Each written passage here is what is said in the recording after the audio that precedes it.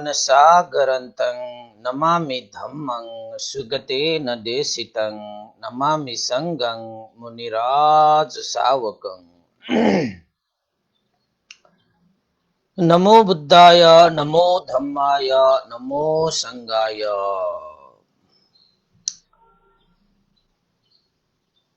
श्रद्धालु उपासक उपासिका तथा सम्पूर्ण धर्मप्रेमी महानुभावहरू,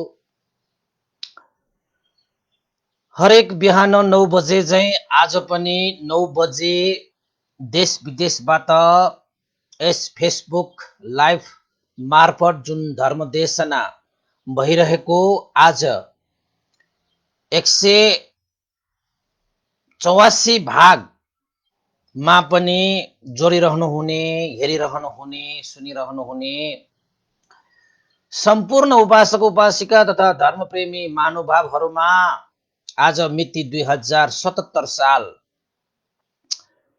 असोज 7 गते आज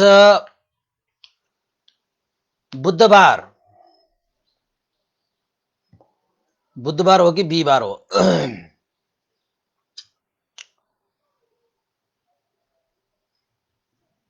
बुधबारको दिन बिहान 9 बजे म भिक्षु विमलो श्री सिद्धिमंगल बुद्ध विहार सिद्धिपुर साना गाउँ थसी महालक्ष्मी नगरपालिका वडा नम्बर 6 बुद्ध मार्गबाट आजको यो चिसो बिहानीमा न्यानो स्वागत टक्र्याउन चाहन्छु। त उपासक उपासिका तथा धर्मप्रेमी महानुभावहरू, हामीले वसन्तर महाजातकलाई निरन्तरता दिने क्रममा आज 8औं भाग पुगेको छ। हिजो हामीले 6 भाग भन्न थालेको त 7 भाग पुगिसकेको रहेछ। खैर केही छैन। 8औं भागमा पनि हिजो जस्तै हिजोको जुन क्रमशः भइरहेको छ त्यसैलाई हामीले निरन्तरता दिनु आवश्यक छ। र हिजोको देशना सुन्नुहुने उपासक उपासिका तथा धर्मप्रेमी महानुभावहरूले त सायद हाम्रो हिजोको यो बेसन्तर जातक कहाँनिर क्रमशः भएको कुरा त तपाईहरु सबैलाई यादै भएको कुरा हुनुपर्छ। हिजो वसन्तर राजाले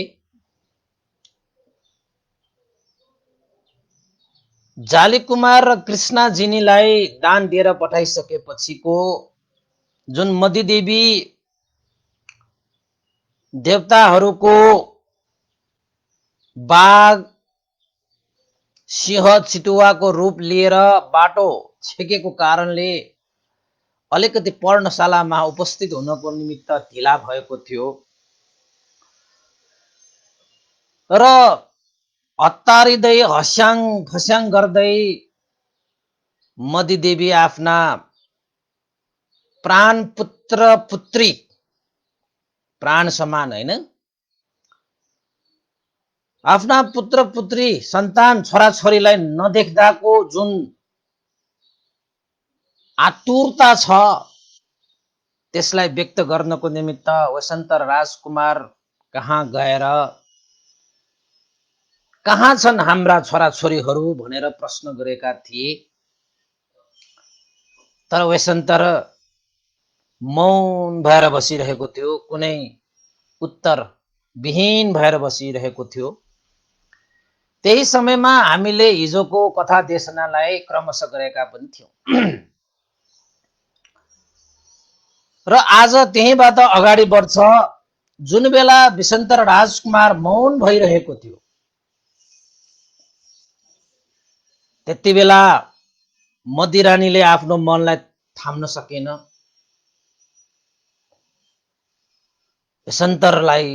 वसन्तर राजकुमारलाई सोधिरहेको थियो, हजुर किन मौन हुनुहुन्छ? तपाईले मेरो प्रश्नको उत्तर किन दिइरहनु भएको छैन? पर्णशाला, पुष्करणी, आँगन, बगैँचा वरिपरि वरिपरि आज शून्य सान्य रहेको छ। हिजो अस्ति जस्तै यो पर्णशाला पनि उज्यालो देखिँदैन, पुष्करनी पनि हसिलो देखिँदैन, आँगन पनि रमाइलो देखिरहेको छैन, बगैँचा पनि झलमल्ल देखिरहेको छैन, वरिपरि शून्य भइरहेको छ। यति मात्र होइन, हिजो अस्ति कति रमाएर गाएर चराचुरुङ्गी, यद्यपि काग र लातो कोसेरोहरू पनि कति मजाले मिठो मिठो स्वरले चाहिँ आफ्नै तालले उनीहरू पनि कराइरहेका हुन्थे। तर आज चराचुरुङ्गीहरू पनि शान्त छन्, एउटा काग पनि कराएको छैन, लातो कोसेरो त छाड्नुहोस्। आज साराका सारा वन जंगल चराचुरुङ्गी सबै मौन छन्, निशब्द छन्। त छोराछोरीले खेल्ने खेलौना आदि इत्यादि त्यत्तिकै छन्। आँगनमा त सफा सुग्घर हुन्थ्यो, आज त सफा सुग्घर पनि छैन, त्यत्तिकै छोडिरहेको छ। आँगनहरू पनि हाम्रो नेवारी भाषाबाट भन्छन् झिझ्या मिझ्या डों, घरके टिचो भन्छ नि। आज आँगन पनि झिझ्या मिझ्या डों, घरके टिचो। हिजो अस्ति त यस्तो थिएन, सारा शून्य छन्, चराचुरुङ्गी निशब्द छन्। म कसलाई सोधौं? मेरा छोराछोरी कहाँ छ भनेर मैले कसलाई सोधौं? हजुरलाई नसोधिकन। हे स्वामी, मलाई भन्नुहोस्, कहाँ गए, कहाँ छन्, के गर्दैछन् हाम्रा छोराछोरीहरू? तवेशन्तर राजकुमार, बोधिसत्व, आर्यमन मूर्ति जस्तै बसिरहनु भएको छ। बिचरा मती देवीलाई जति जति बोधिसत्व मौन भइरहेको छ, त्यति त्यति आकुल व्याकुल भइरहेको छ। किन नबोलेको? के भइरहेको छ? यता हेर्छ, उता हेर्छ, आँखा तान्छ, घाँटी तानेर हेर्छ। कहाँ खोज्ने अब? यता हेरे, त्यता हेरे, घाँटी तानेर आँखा होइन बिसाएर हेरे, छैन। तवेशन्तर त मौन भइरहेको कारणले गर्दाखेरि मदी देवीलाई त यही कतै भइदिएको भए त वेशन्तरले यहाँ छ, त्यहाँ छ, छोराछोरीहरू यहाँ छ भन्थ्यो। पक्कै पनि के चाहिँ अनिष्ट भयो हुनुपर्छ कि के हो भन्ने चाहिँ मनमा चाहिँ त्यस्तो चाहिँ चित्त उत्पन्न भयो।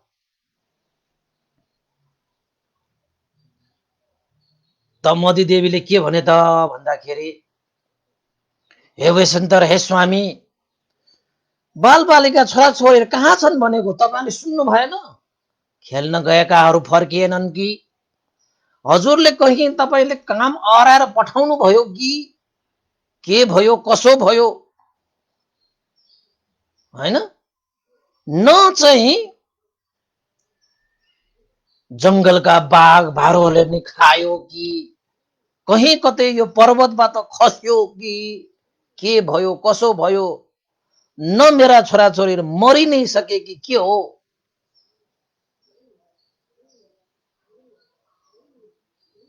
मरेकै भए पनि त मेरा छोराछोरीहरूको यहाँ हात, खुट्टा, टाउको, शिर, केस आदि इत्यादि त मैले देख्नु पर्ने, लास भए पनि त मैले देख्नु पर्ने हो नि।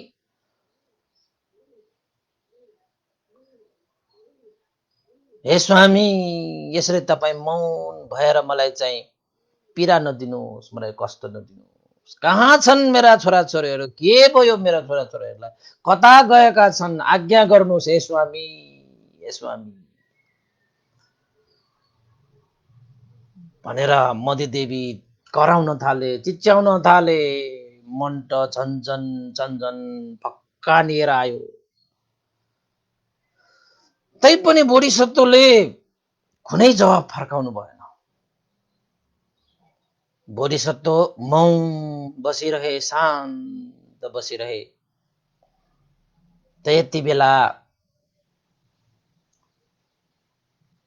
मदिरानीले खुबै दुखेसो पोखे। अब चाहिँ मन दुखित भए, निराशा हुन थाल्यो।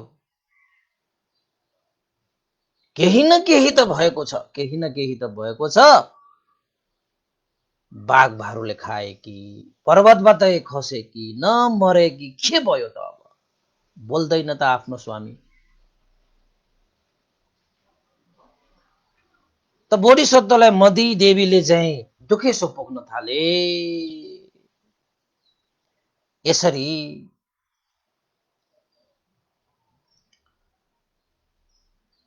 तपाईँ मसँग कहिले नबोलेको मैले थाहा छैन। तपाईको एक एक शब्दले मेरो यो मन कति शान्त हुन्थ्यो, कति शीतल हुन्थ्यो। आज तपाईँ यसरी नबोल्दाखेरि त मलाई साह्रै गाह्रो भएको छ। हजुर किन नबोल्नु भएको हे स्वामी? मदेखि तपाईँ आज साँच्चैकै रिसाउनै भएको हो कि न अन्जानमा मबाट कुनै त्यस्तो भुलै भयो कि गल्ती भयो कि? यदि मबाट त्यस्तो कुनै गल्ती भएको भए, भुल भएको भए, म तपाईको चरणमा ढुकेर अवश्य माफी माग्नेछु। तर मसँग चाहिँ नबोलेर मलाई दुःख चाहिँ नदिनुहोस्। मलाई कष्ट भइरहेको छ, मलाई यहाँ पीडा भइरहेको छ। हे स्वामी, बरु देशबाट निर्वासन भएर आउँदाखेरि, वनवास भएर आउँदाखेरि मलाई त्यति दुःख लागेको छैन। बालकहरूको, छोराछोरीहरूको मुख हेर्न नपाएको भन्दा पनि हजुरले मसँग नबोलेकोमा मलाई अहिले दुःख भइरहेको छ, पीडा भइरहेको छ, शोक भइरहेको छ। यद्यपि छोराछोरीहरूलाई देख्न नपाउँदाखेरि यी आँखाहरू रसाइरहेका छन्। त्यो भन्दा पनि ठुलो दुःख त तपाईले मलाई एक शब्द नबोलेर मलाई दुःख दिइरहनु भएको छ। सन्तानहरू नदेख्दाखेरि सन्तानहरूले चाहिँ आमा भनेर बोलाएर चाहिँ मेरो काखमा नआउँदाखेरिको त्यो दुःखको त्यो आगोमा तपाईँ मौन भएर बसेर त्यो आगोमा घिउ थपेर आगो डन्काइरहेको जस्तो भइरहेको छ मलाई। छोराछोरीहरू बेगर मेरो यो हृदयमा छिया छिया परेका ती हृदयका घाउहरूमा तपाईँले झन् बाणले खोचिरहेको जस्तो भइरहेको छ। मेरो हृदय कति छिया छिया पारिरहनुहुन्छ। हे स्वामी, बोल्नुहोस् बोल्नुहोस् बोल्नुहोस् बोल्नुहोस् भनेर चाहिँ आँखा रसाइकन, मुटु छ्या छ्या पारिकन आफ्नो स्वामीलाई बोल्नुहोस् कि बोल्नुहोस्। कता छन् मेरा छोराछोरी, के भइरहेका छन् छोराछोरीहरू? पर्णशाला शून्य छन्, पुष्करणी पनि शून्य छन्, आँगन पनि शून्य छन्, वन जङ्गल शून्य, चराचरा चुरुङ्गी कोही पनि कराइरहेका छन्, साराका सारा निशब्द छन्। आज मेरा सन्तानले खेल्ने खेलौना, हात्ती घोडा खेलौनाहरू पनि त्यत्तिकै फालिरहेका छन्। कहाँ गए मेरा सन्तानहरू, कहाँ गए? हे स्वामी, भन्नुहोस् भन्नुहोस् भन्नुहोस्। हिजो रातिको सपना भयङ्कर देखेको थिएँ। मानौ हिजो रातिको त्यो सपना त मानौ तिम्रा तिम्रा छोराछोरीहरू भोलि परलोक हुने छ भन्ने संकेत आएको जस्तै भइरहेको छ। मलाई त मनमा डर भइरहेको छ, त्रास भइरहेको छ। मेरा छोराछोरीहरू कहाँ छन्, कहाँ छन् भनेर त्यो बोधिसत्वको अगाडि आँसु झार्दै मतिदेवी विलाप गर्न थाले। मतिदेवी विलाप गर्न, तपाईले मलाई चाहिँ साह्रै पीडा दिनुभयो, दुःख दिनुभयो, कष्ट दिनुभयो।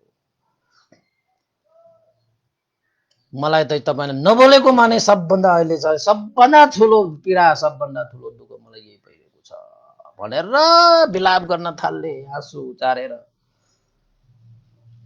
त बोधिसत्वले आफ्नो मतिदेवीलाई त्यसरी हेरिरहँदाखेरि कति चाहिँ सहेर बसिरहेका थिए। कति मौन हुनु कति गाह्रो हुन्छ।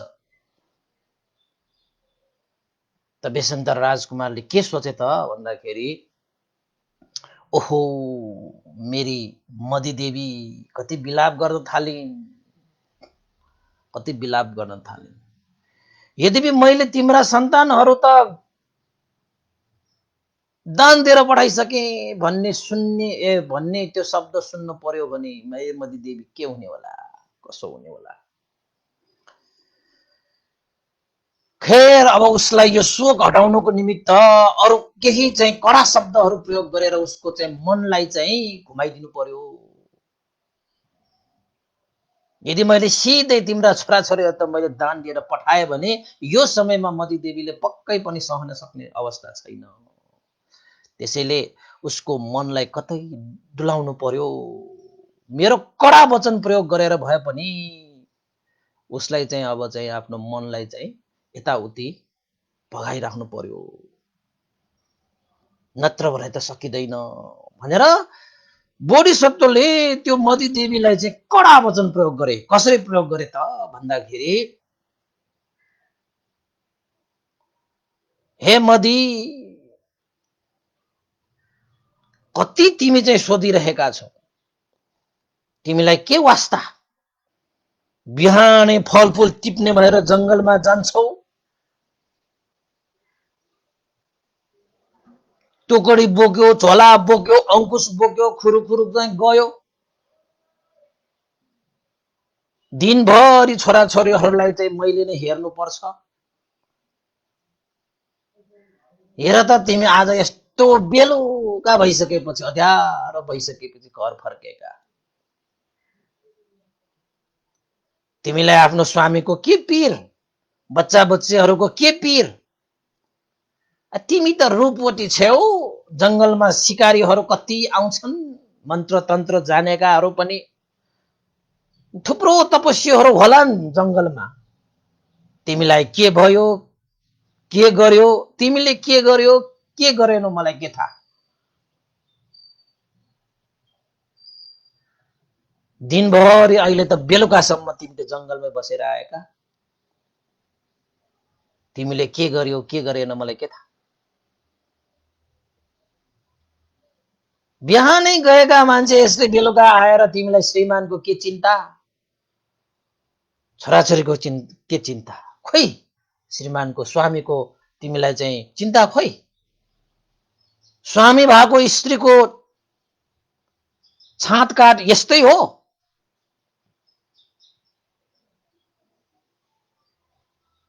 यसरी हुन्छ स्वामी भएको स्त्रीहरू चाहिँ बिहान गएर यस्तो रात फर्किने? तिम्रो दोष होइन, तिम्रो दोष होइन। म श्रीमान यहाँ बसेर श्रीमतीलाई फलफूल दिन पठाएँ, मेरै दोष हो, मेरै दोष हो। कसैको दोष छैन, आखिर त सबै मेरै दोष त हो नि। निर्वासित भएर आए, राज्यमा बसेको भए पो मसँग चाहिँ धनहरू धेरै हुन्थ्यो, जसलाई जे पायो जे भन्यो त्यही दिन सक्थे। म त निर्धनी भएँ, धन नभएको कारणले म त गरिब भएँ, असहाय भएँ। दोष त मेरै हो नि, दोष त मेरै हो नि। अहिले आएर चाहिँ छोराछोरीहरू कहाँ छन् के छन् भनेर सोधिरहेका छौ। खोइ तिमीलाई स्वामीको चिन्ता खोइ, छोराछोरीको चिन्ता खोइ। यति बेला हो फर्केर तिमीले मलाई सोध्न आउने भनेर चाहिँ बोधिसत्व अलिकति झर्के। मनैदेखि झर्केको त होइन नि, मुखैले झर्केको मात्रै हो के, भनेको मात्रै हो। त मदिरानीले एकैचोटि चाहिँ छोराछोरी खोइ खोइ भनिरहेको त्यो मदी देवीलाई चाहिँ त्यस्तो एउटा चाहिँ होइन कडा वचन बोधिसत्वले चाहिँ प्रयोग गर्दाखेरि, ओहो, कहिले यस्तो कडा वचन भनेको बोलेको छैन।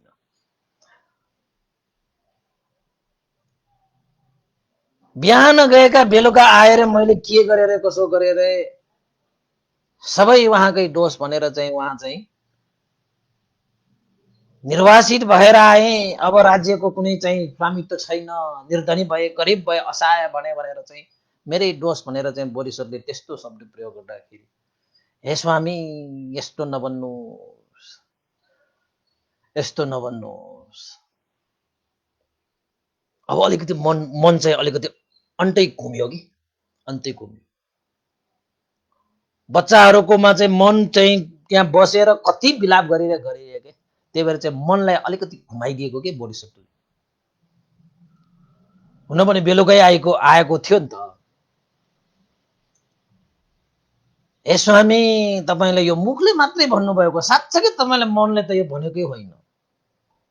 मलाई विश्वास छ तपाईँले म प्रति कुनै त्यस्तो सन्देह राखेर यो भनेकै होइन। यो तपाईँको हृदयदेखि यस्तो शब्दहरू निस्किँदैन।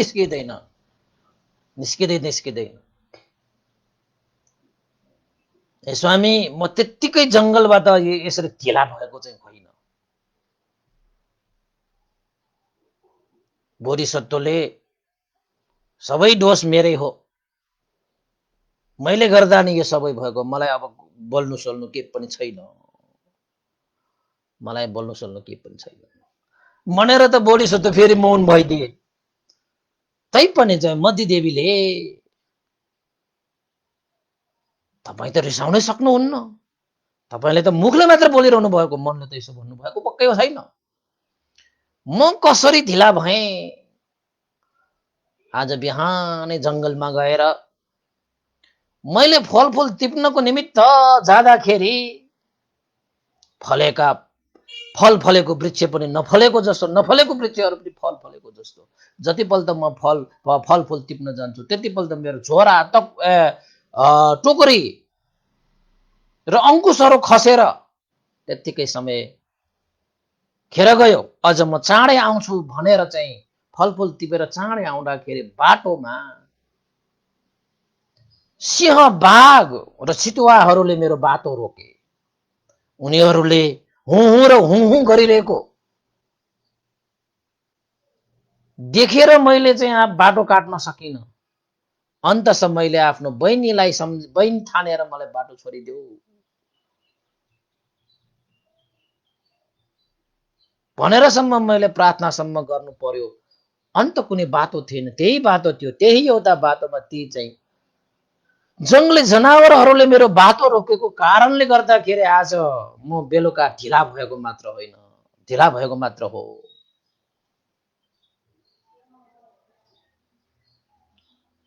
नत्र मलाई पनि आफ्नो सन्तानहरूलाई चाँडो भन्दा चाँडो फलफुल खुवाउने मन थियो।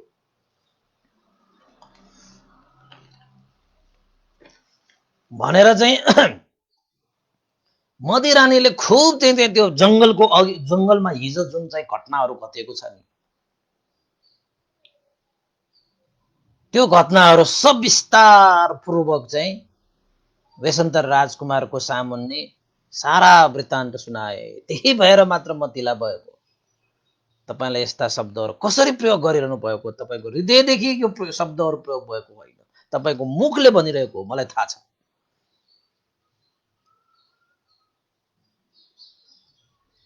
हैन? ए स्वामी, मलाई आफ्नो सन्तान कहाँ छ भनेर देखाइदिनु, भनिदिनु कहाँ छ मेरा सन्तानहरू। यसरी तपाईले मेरो मनलाई यसरी बहकाउनु पर्दैन, यताउता चाहिँ मलाई पठाइरहनु पर्दैन। मेरा सन्तान कहाँ छन्? फेरि आयो। त बोधिसत्व मौन भएको बसिरहेको कारणले त अब आमा हो, आमाले त अब एकैछिन चाहिँ छोराछोरी नदेख्दाखेरि कति छटपटिरहेको त्यो आमा चाहिँ अब बोधिसत्वले केही उत्तर नदिइसकेपछि मलाई बोल्नु छैन भनिसकेपछि त के गरौँ कसो गरौँ गरेर, हैन? त्यही रातमा पुष्करनी दौडिने, त्यहाँ पनि हेर्ने। अब बोधिसत्वले त बोलेको होइन। त्यसपछि त्यहाँ चाहिँ आँगनमा आएर हेर्ने, बगैँचामा आएर हेर्ने, पर्णशालामा पनि फेरि हेर्न जाने, जंगलहरूमा पनि खोज नीति गर्न थाले। यता छ कि उता छ कि, हे कृष्णजी ना, हे कृष्णजी नि, हे जाली कुमार, तिमीहरू कहाँ छौ?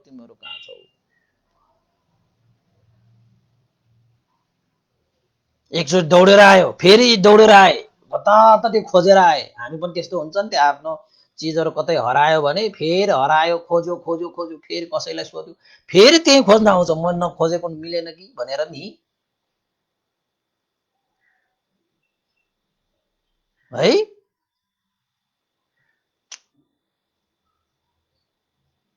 त्यसपछि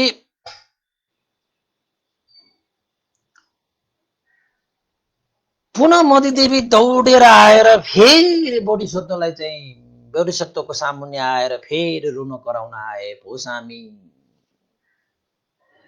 खोजेँ मैले,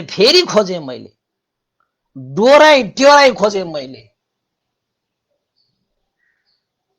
छैन त हाम्रा जालीकुमार र कृष्णजी। ए स्वामी, पहिले पहिले भए त हजुर दाउरा चिरेर मक्कलमा आगो जलाएर बस्नुहुन्थ्यो। आज त मक्कलमा आगो सागो जलाउनु पनि छैन, दाउरा साउरा के चिर्नु पनि छैन। आज त तपाईँ मौन भएर मूर्ति जस्तै झोक्र्याएर बस्नु भइरहेको छ त।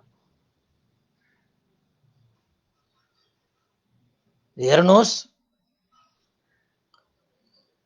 हजुर जतिको प्यारो यो संसारमा मेरो कोही पनि छैन। तपाईको अनुहार मात्र हेर्ने बित्तिकै मेरा दुःख पीर शोक चिन्ताहरू सबै हटेर जान्थ्यो, हराएर जान्थ्यो। तर आज सन्तानहरूको अभावले सन्तान विहीन भएर होला, जालीकुमार र कृष्ण जिनीको मुहार हेर्न नपाएर होला, तपाईको मुहार मैले देखिरहँदाखेरि पनि मेरो आज दुःख शोक पीडा चिन्ता मेरो हटेर गएन, झन् बढिरहेको छ। आज तपाईले केही मलाई उत्तर दिनु भएन। तपाईको मुहार हेर्दाखेरि त्यस्तो शीतल हुने यो मन आज किन शीतल भयो? बोधिसत्व त मौन किन किन? अब बेला भएको छैन कि भन्ने बोधिसत्वले हेरिरहनु भएको छ कि यो मदिरानीलाई कुन बेलामा मैले चाहिँ छोराछोरीलाई दान दिएर पठाए भनेर चाहिँ त्यो मौका हेरिरहनु भएको छ। कुन बेला भन्ने? एउटा पिताले एउटा माताको छोराछोरीमा दान दिएर पठाए भन्ने समय कुर्दा कुर्दै कुन बेला भन्ने समय नै छुट्याउन सकेन। ल, आमाको मन भने त्यस्तो हुन्छ, त्यत्रै चाहिँ छटपटी रहेको छ कि। त बोधिसत्वले केही नबनिसकेपछि मती देवी फेरि अब त बोल्दै बोलेन, अब खोइ के गर्ने के जस्तो भने पनि बोलेन। फेरि अगल्तोले पितेको त्यो कुकुरहरू हुन्छन् नि, उनीहरू छटपटेर यताउति दौडिन्छन् नि, त्यसरी नै मती देवी त फेरि ल अब चाहिँ शान्त भएर त बस्नै सकेको होइन के मती देवी त। यता अब चाहिँ अब बेसन्तर राजकुमार त बोलेको होइन, त्यहाँबाट पनि फेरि यताउति खोज्न थाले। जंगलहरू शून्य छन्, पर्वतहरू पुष्करिणीहरू बगैँचाहरू आँगनहरू पर्णशालाहरू साराका सारा फेरि डोरे टियराई खोज्न गए। के गर्ने? मनले मानेन। रात चाहिँ बितिरहेको छ, रात चाहिँ बितिरहेको छ। जति जति चाहिँ अन्धकार फैलिरहेको छ त्यति त्यति आमाको मनमा पीडाहरू बढिरहेको छ कि छोराछोरीहरू कता गए, कसो गरे, जंगलमा गए कि पहाडबाट खसे कि भालुहरूले खाए कि के भयो? छटपटिरहेको छ, छटपटिरहेको छ। भो दे भो प्राणनाथ भनेर फेरि रोइ कराइ आएर चाहिँ बोधिसत्वको अगाडि आए। सन्तान कहीँ छैन, मैले डोर्याइ टियराइ हेरिसके। भन्नुहोस् न, पुष्करिणीमा डुबेरै मर्यो कि यदि चाहिँ छैनन् भने जीव जन्तुहरूले खाए कि पर्वतबाटै खस्यो कि? भएको सत्य तथ्य मलाई बताउनुहोस्। मौन किन, मौन किन? भएको के छ यहाँ? कुनै त कुनै घटना भएको छ। आज राति मैले भयङ्कर सपना देखेको कारण यही हुनुपर्छ। सत्य तथ्य के हो भनेर भन्दाखेरि पनि बोधिसत्व त बोल्दैन बा। यति मौन भएर बस्न सकेको हो त कोही पनि सक्दैन। हामीलाई नै बोधिसत्वले बोल्दियो भइहाल्थ्यो नि भने जस्तो भइसक्यो सुन्ने मान्छेहरूलाई। त्यहाँ त बोधिसत्वले त्यो त सही रहेको हो। बोधिसत्वले पनि त्यत्तिकै बोधिसत्वले त्यो व्यवहारहरू देखाइरहेको होइन। कुन बेला चाहिँ मती देवीलाई चाहिँ मैले चाहिँ आफ्नो सन्तानहरू दान दिएर पठाए भनेर चाहिँ भन्ने त्यो समयको पर्खाइमा छ बोधिसत्व। तर आमाको हैन मातृत्व जागिरहेको कारणले गर्दाखेरि भन्ने समय कुन हो भनेर छुट्याउनै गाह्रो भइरहेको छ। त्यहाँ त बोधिसत्व तै पनि मौन मौन मौन मौन। अहिले पनि समय आइरहेको छैन, अहिले पनि समय।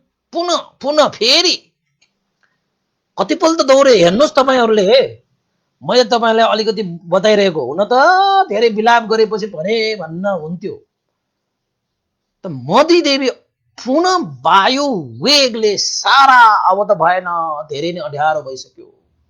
मेरा छोराछोरीले के खायो होलान्, कसो गरे होलान्, कति दुःख भयो होलान्, कति कहाँ गयो होलान्। बाँचेको भए त पक्कै हुन्थ्यो, मरेको भयो भने त कहाँ कहीँ त कहीँ हुन्थ्यो, कहाँ गयो होला, कसो गयो होला भनेर वायु वेगले चाहिँ सारा वन खोजेर जति जता जता जान मिल्छ सारा चिज खोजेर फर्केर रातभरि त्यसरी विलाप गर्दै मधुदेवीले आफ्नो सन्तानलाई खोज्न छाडेन। हेर्नुहोस् है, त्यसरी मधुदेवीले त्यो विलाप गरेर चाहिँ त्यसरी चाहिँ यताउता दौडेर चाहिँ रातभरि त्यसरी चाहिँ वायु वेगले दौडेर खोजेर त्यो चाहिँ आफ्नो पाइला चालेर हिँडेको त्यो बाटोलाई चाहिँ परिणाम गर्ने हो भने एक रातमा मधुदेवीले 18 योजनसम्म चाहिँ हिँडेको थियो अरे। ल 18 योजन आफ्ना छोराछोरीहरूलाई चाहिँ खोज्नको निमित्त यताउता हिँडेको मात्रै, त्यसलाई नाप्ने हो भने 18 योजन त्यहाँ हिँडेको थियो अरे। कति विलाप गर्यो होला, कति आँसु झार्यो होला, खुट्टाहरू त सुनिन थालिसकेको, आँखाहरू रोइ त ठुल्ठुला राता न राता भइसक्यो। त्यसपछि रुँदै कराउँदै बेसन्तर राजकुमारलाई चाहिँ विलाप गर्दै गर्दा गर्दै गर्दा रुँदै गर्दा गर्दा गर्दा गर्दा त बिचरीको स्वरै सुकेर गइसक्यो। अब त सोध्ने पनि सोध्नको निमित्त स्वरहरू पनि छैन। अब हेर्नुहोस् है, त्यसरी चाहिँ मधुदेवीले चाहिँ त्यसरी रात बिताए। बोधिसत्व पनि मौन भएर कुन बेला मधुदेवीलाई चाहिँ मैले चाहिँ यो कुरा भनौँ, समय कुर्दा कुर्दै मधुदेवीले विलाप गर्दा गर्दै रात बितेछ, रात कटेछ, तैपनि मधुदेवीले खोज्न छाडेका छैनन्। खुट्टा सुनिसके, आँखा पाकिसके, स्वरहरू सुकिसके, सोध्न छुट्याएको छैन। बोधिसत्व भने मौनको मौन बसिरहेको छ। हुँदा हुँदा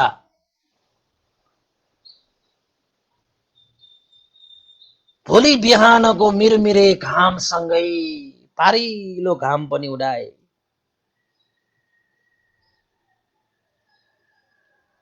रात पुरै कटिसकेपछि पाकेका ती आँखाहरू, सुनेका ती गोडाहरू, घाउ यताउता हेरेर भइरहेका त्यो घाउहरू भएको त्यो हातहरू लिएर, सुकेको स्वरहरू लिएर बिहानको त्यो पारिलो घामसँगै पुनः एकपल्ट अन्तिम पटक हो यो, पुनः एकपल्ट मधुदेवीले बोधिसत्वको चरणमा शिर निहुराएर हे स्वामी रुन्चे स्वरमा, अब बिचरा स्वरै छैन, आँखाहरू पाकेर त्यहाँ निस्केला जस्तो भइसक्यो। खुट्टाहरू हिँडेर यति सुनिसकेका, जिउमा लुगा सुगार त कता हो हातमा घाउहरू, यता झारमा हेरेको उता झारमा पर्णशालामा यताउता हेरेर अन्तिममा चाहिँ धेरै विलाप गरेर रुन्चे स्वरमा स्वरै ननिस्किने किसिमले विलाप गर्न थाले, प्रार्थना गर्न थाले। शरीर त पुरै क्लान्त भइसकेको छ। पहेँलो केराको बोट ढले झैँ त्यसपछि हे स्वामी छोराछोरी कहाँ छन्, छोराछोरी कहाँ छन्, स्वरै छैन भने क्लान्त शरीरले त्यसरी बोल्दाखेरि अन्तिममा बोलेर चाहिँ आमा मधुदेवी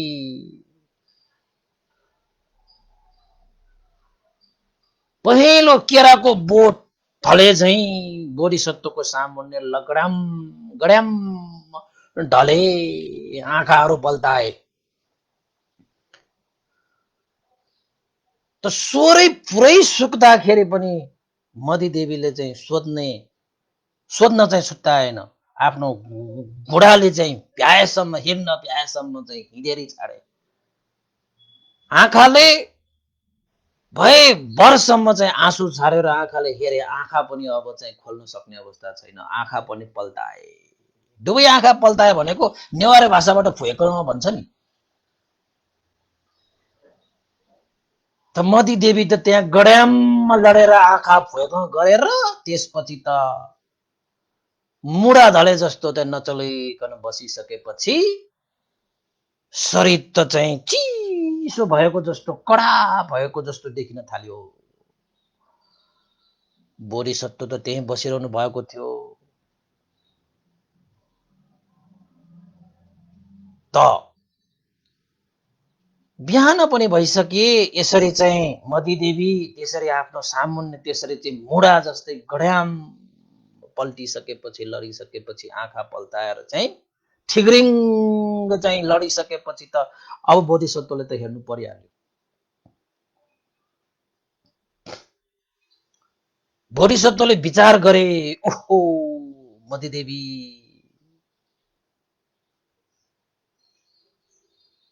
मेरी मधुदेवीले प्राण पो त्यागिन् कि के हो आफ्नो सन्तानको वियोगमा। हाय मधुदेवी, जाले कुमार र कृष्णजिनीको अनुहारै नहेरिकन बितेछ कि के हो। अब म एक्लै पो हुने भो त यस्तो यो चाहिँ वंक पर्वतमा भनेर बोधिसत्व त्यहाँ आफू चाहिँ आसनमा बसिरहेको त्यो बोधिसत्व चाहिँ उठेर आएर चाहिँ मधुदेवीलाई हेर्न आए।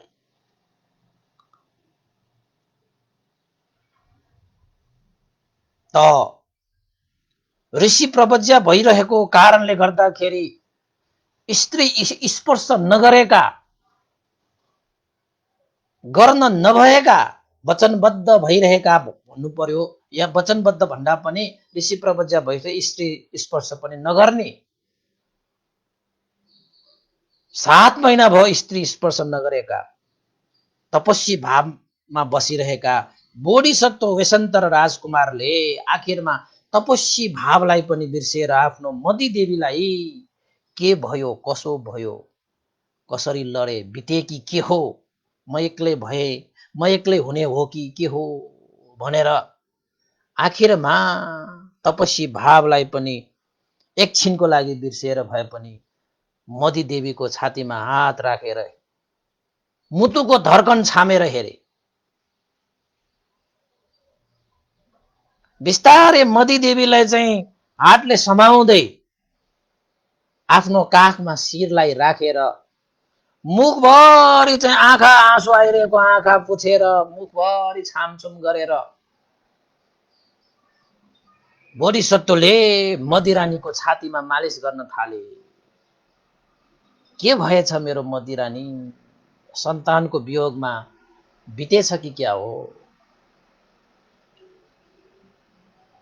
हाय राज दरबारमा यो मदिरानी यदि यसरी चाहिँ लडेको भए बितेको भए कति उसलाई मान सम्मानका साथ उसलाई चाहिँ स्याहार सुसार गर्ने व्यवस्था चाँजो बाजो मिलाउने कति हुन्थ्यो। तर आज मदिरानी यसरी चाहिँ लडेको छ मुडा जस्तै भनेर छातीमा मसाज गर्दै गर्दै गर्दै गर्दै तपस्वी भावलाई पनि एकछिन छोडेर मदिरानीलाई मैत्रीपूर्वक मसाज गर्दै मालिस भन्नु पर्यो, मालिस गर्दै मदिरानीको आँसुहरू पुस्दै गोडाहरू सुन्निएको छ, आँखाहरू निस्केला जस्तो भइरहेको छ, हातमा घाउहरू भइरहेको छ, लुगा लागाहरू यताउति छन्, कति दौडे होला गोडाहरू त सुनेर पत पत फुट्ला जस्तो। त मैत्रीपूर्वक बोधिसत्वले यसरी मधुदेवीलाई मालिस गर्दै गर्दाखेरि बोधिसत्वले मधुदेवीको हृदय छाम्दाखेरि चाहिँ हृदय त चलिरहेको आवाज भयो, छुँदाखेरि त यति चिसो हिउँ जस्तो चिसो, शरीर त कस्तो कडा भएर गइसकेको। त मैत्रीपूर्वक मालिस गरिदिइसकेपछि आखिर त मधुदेवीले गुमाएको होसलाई प्राप्त गरे। मरिसकेको त रहेनछ। मधुदेवीले होसमा आएर आँखाहरू खोले त एकछिन यसो हेर्दाखेरि त बोधिसत्वले आफूले काखमा राखेर बोधिसत्वले चाहिँ मालिस गरिरहेको अवस्था देखेर एकैछिन त लज्जा बोध भएर चाहिँ उठ्न त उठे, हतपत उठिसकेपछि सिधै प्रश्न गरे, ए स्वामी अब त भन्नु, अब त म सक्दैन, मेरा छोराछोरीहरू कहाँ छन्, के भयो, सत्य तथ्य प्रकाश पारिदिनु होला। ए स्वामी, तपाईको यो चाहिँ अर्धाङ्गिनी हैन, तपाईप्रति मेरो कुनै त्यस्तो गुण छ भने अवश्य पनि मलाई छोराछोरीहरूको सत्य तथ्य बताइदिनुहोस्। तपाईले कुनै पीर लिनु पर्दैन, धन्ना लिनु पर्दैन, तपाईकी मती देवीले अवश्य पनि त्यो कुरालाई सुन्नेछु भन्नुस् भनेर भनिसकेपछि होस त आइसकेपछि बल्ल बोधिसत्वले चाहिँ बोल्न थाले। बोधिसत्वले बोले, हे मती देवी, तिमीलाई थाहै छ हामी यो जंगलमा निर्वासन भएर बस्नु पर्नाको कारण मेरो स्वभावै दान दिने हो। तिमीले पनि हरेक दानमा मलाई अनुमोदन गरेर साथ दिएका छौ।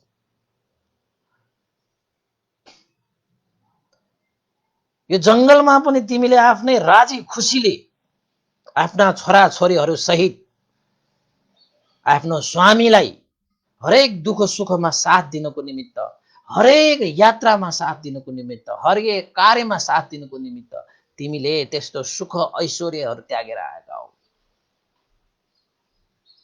हे मती देवी, तिमी प्रति मलाई खुबै गर्व छ, तिमी प्रति मलाई खुबै गर्व छ।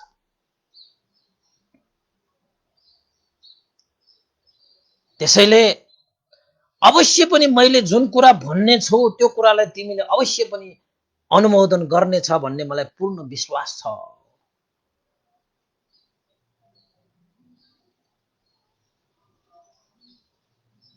हे मती देवी, बिहान तिमी टोकरी झोला बोकेर अंकुश बोकेर फलफूल टिप्नको निमित्त गई।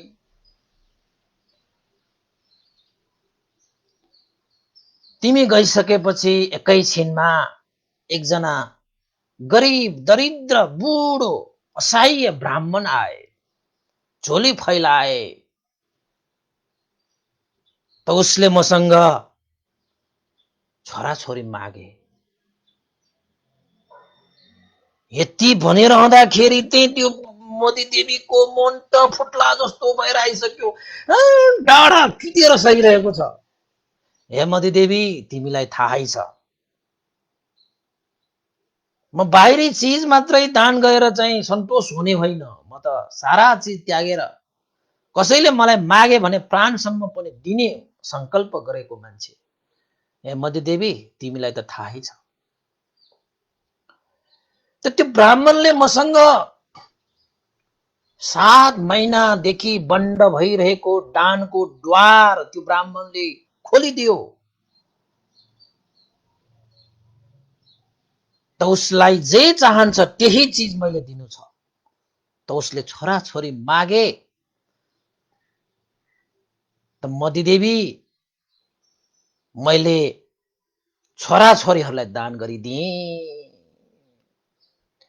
यद्यपि हे मती देवी, मलाई छोराछोरीहरू प्यारो नभएर मैले दिएको होइन, छोराछोरीहरू मलाई चाहिँ प्राण भन्दा पनि प्यारो छ। त्यो भन्दा पनि 100 गुना, 1000 गुना, लाख गुना, करोड गुना हे मती देवी, मलाई सर्वज्ञ बुद्धत्व प्राप्त मलाई प्यारो छ। जुन बुद्धत्व प्राप्त गरिसकेपछि आफ्ना सन्तानहरूलाई मात्रै होइन, सारा जगत उद्धार गर्नको निमित्त मैले आफ्नो जीवन समर्पण गर्न पाउनेछु। आफ्ना छोराछोरीलाई मात्र उद्धार होइन, अब त संसारको उद्धार गर्न सक्नेछ। त्यस्तो बुद्धत्व मलाई प्यारो छ। हे मती देवी, त्यो ब्राह्मणको त्यो झोलीलाई मैले खाली गर्न दिएन, उसलाई मैले सन्तोष हुने गरी सम्हाल। हे मती देवी, मैले हाम्रा छोराछोरीहरू मैले दान गरेर पठाइदिएँ। मधुदेवीले सुनिरहनु भएको छ। सुन्नुस्, भन्नुस्, म सुन्न सक्ने क्षमता राख्दछु श्रीमान, हैन स्वामी भनेर बसेको कारणले गर्दाखेरि अगाडि बसिरहेको छ आमुन्ने सामुन्ने। मदिरानीको आँखाबाट आँसु ततिरहेको छ। बोधिसत्व अब कराइरहेको छ। अब बोधिसत्व बोलिरहेको छ, मधुदेवी मौन छ, निशब्द छ, बोल्ने केही शब्दै छैन। अब बोधिसत्वले यही मौका हो, यही समय हो अब यसलाई भन्ने, अरू समय त उपयुक्त थिएन, अब भन्ने समय आयो भनेर हे मधुदेवी, मैले त्यो ब्राह्मणसँग अनुनय विनय पनि गरेको थिएँ। मेरी मधुदेवी आएपछि बा छोराछोरीलाई उसको अनुहार एकचोटि हेरेर मात्र लिएर जानु भनेर पनि मैले भनेको। तिम्रो मनलाई छ्या छ्या पार्नको निमित्त मैले तिमी बेगर मैले दान गरेर पठाएको चाहिँ होइन। यद्यपि तिमीलाई मैले सम्झेको छु, तिम्रो अनुहार पनि हेरौँला, हेर्न दिउँला भनेर ब्राह्मणलाई भन्दाखेरि पनि ब्राह्मण मानेन। ब्राह्मणलाई हतार थियो जसरी हुन्छ छोराछोरीहरूलाई लिएर जाने।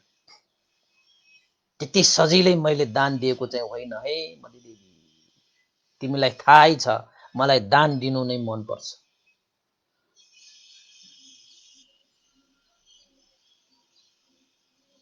त ब्राह्मणको हटारिएको कारणले गर्दाखेरि तिमीलाई मैले आफ्नो छोराछोरीको एकपल्ट अनुहार पनि हेर्न दिन पाएन। यद्यपि मैले भनेको थिएँ, तर मैले दिइसकेको दान प्रति मेरो अब कुनै अधिकार छैन त कसरी मैले रोकिरहँ? चाहेको भए त मैले एकैछिनमा त्यो ब्राह्मणलाई रोकेर आफ्नो सन्तानहरूलाई लिन सक्थ्यो। तर यो सत्पुरुषहरूको धर्म होइन।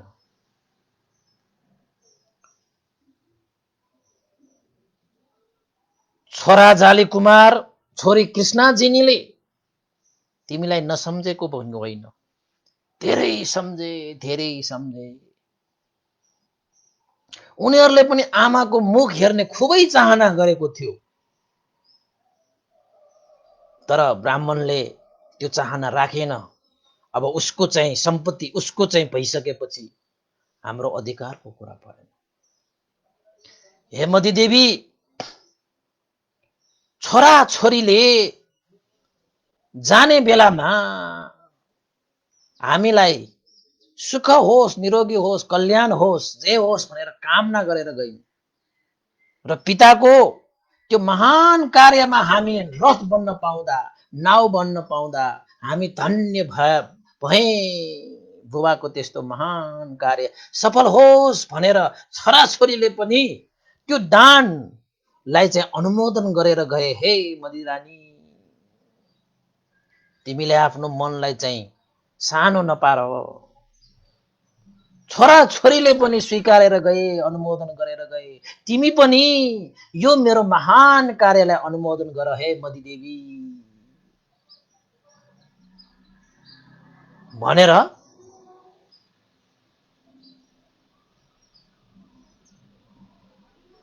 बोधिसत्वले सारा कुरा वृत्तान्त सुनाइसकेपछि मदिरानीको आँखामा आँसु रोकिने कुरै भएन। आँखाबाट आँसु झरेको छ, झरेको छ, झरेको छ, झरेको छ।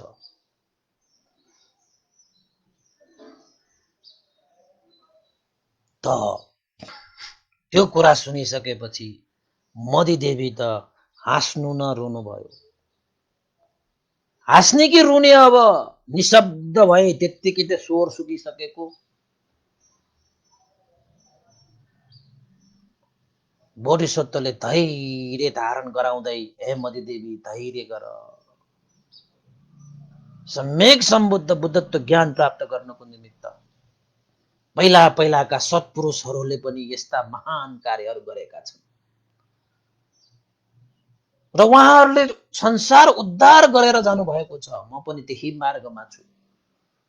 मैले पनि ती सत्पुरुषहरूको धर्मलाई आचरण गरेको हो र हाम्रा सन्तान जाली कुमार र कृष्णजी नि यति संस्कारी जसले आफ्नो पिताको त्यस्तो महान कार्यमा रथ र नाउ बन्ने संकल्प गर्दै आँसु झार्दै बिदा भएर गए। आँसु झार्दै भएर गए। उनीहरूले यो दानलाई अनुमोदन गरेर गए। हे मदी देवी, तिमीले पनि अनुमोदन गर्नुपर्छ। तिमीले पनि अनुमोदन गर्नुपर्छ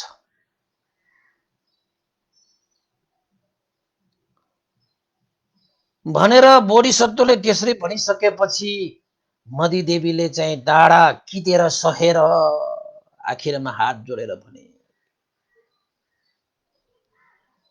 मेरा साना साना प्राणभन्दा प्यारा छोराछोरीहरूले यस्तो महान कार्यलाई अनुमोदन गर्छन् भने म त उनीहरूका माता हुन्। मैले अनुमोदन कसरी नगरौँला र? मैले अनुमोदन कसरी नगरौँला र? तपाईले मलाई पहिल्यै किन नभन्नु भएको? यो यति रातभरि मलाई दौरा डोल धुप कसरी गराउनु भयो? पहिल्यै भनेको भए हुन्थ्यो।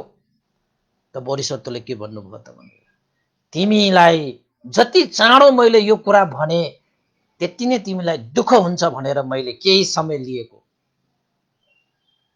आउने बित्तिकै मैले तिम्रा छोराछोरीहरू दान दिएर पठाए भनेको भए सायद तिमी यसरी बेहोस हुँदाखेरि मैले कमण्डलको पानी छर्काएर तिमीलाई उठाउन सक्ने अवस्था पनि थिएन। सायद मैले तिम्रो शिरलाई आफ्नो काखमा राख्न पाउने अवस्था पनि थिएन होला। तिमीले सायदै प्राण त्याग्थ्यौ होला। सुकेको खोला जस्तै तिमीले पनि आफ्नो चाहिँ आँसु बगाएर सुकेर तिमी चाहिँ सायद चाहिँ कहिले नउठ्ने गरी तिमी ढल्थ्यौ होला। हे मदी देवी, त्यसैले मैले तिमीलाई भनेन। यो समय अब तिमीलाई भन्ने समय हो। त्यसैले मैले तिमीलाई मन यताउता पठाउनको निमित्त मैले मुखैले तिमीलाई नाना कुरा पनि भने, नाना शब्द पनि निस्किए। तर मलाई यो थाहा छ कि मदी देवीले यो मुखैले मात्र भनिरहेको, मनले त होइन भन्ने, ग्रहण गर्छ भन्ने मलाई थाहा थियो। हे मदी रानी, तिमीले पनि यो कार्यलाई अनुमोदन गरिदेऊ। तिमीले पनि यो कार्यलाई अनुमोदन गरिदेऊ। बुद्धत्व सर्वज्ञता ज्ञान प्राप्त गरेर त्यो महान कार्यमा तिमीले पनि मलाई साथ देऊ भनेर बोधिसत्वको आग्रह अनुसार मदी देवीले, हे स्वामी, जब साना साना बालकहरूले त तपाईको चाहिँ त्यस्तो महान कार्यमा रथ र नाउ बन्ने त्यस्तो अधिष्ठान गरे, संकल्प गरे भने म पनि अवश्य तपाईको त्यो महान कार्यमा छाया जस्तै पछि पछि आएर तपाईको त्यो महान कार्यलाई पूरा गर्नको निमित्त अवश्य साथ दिनेछु। तपाईको यो महान कार्यको म अनुमोदन गर्दछु भनेर साधुकार दिए मदी देवीले। हेर्नुस् त, एउटा आमाको मनले त्यसरी चाहिँ एकदमै मन चाहिँ डरिलो बनाएर कसरी साधुकार दिए होला।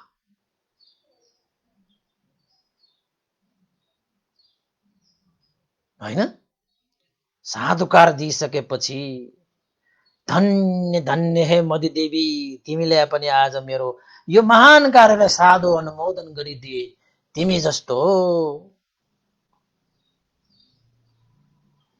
स्त्री पाउनु मेरो लागि साह्रै सौभाग्यको विषय हो भन्दै मदी देवीले पनि तपाईँ जस्तो दानी, तपाईँ जस्तो महान, तपाईँ जस्तो त्यागी व्यक्तिको सेवा सुसार गर्न पाउनु, तपाईको त्यो महान कार्यमा साथ दिन पाउनु मेरो पनि सौभाग्यको विषय हो।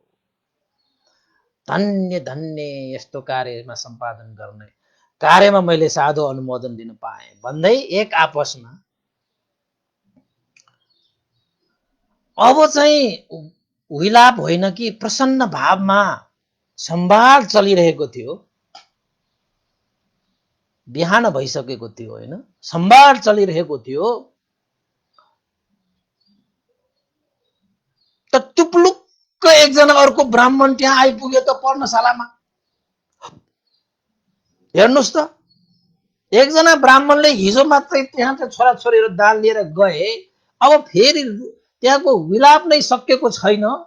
एक आपसमा अलिकति प्रसन्न भावले चाहिँ साधु अनुमोदन कार्यमा प्रसन्न भावले छलफल भइरहेको, संवाद भइरहेको समयमा ठ्याक्राक्कै टुप्लक्कै एकजना अर्को ब्राह्मण आइपुगे।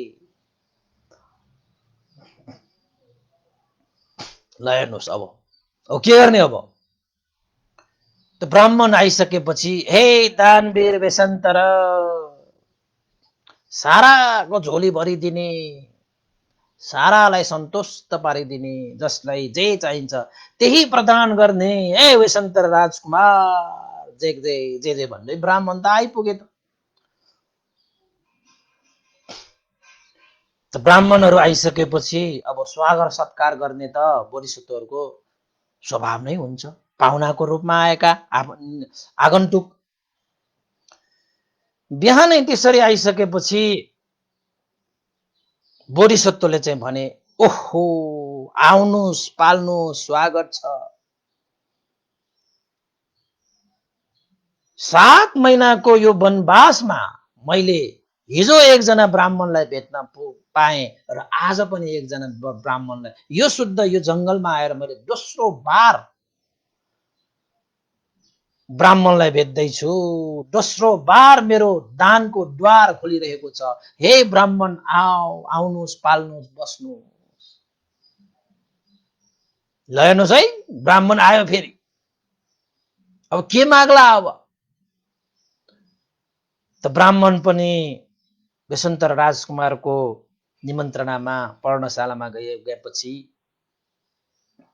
पर्णशालाको अगाडि हैन,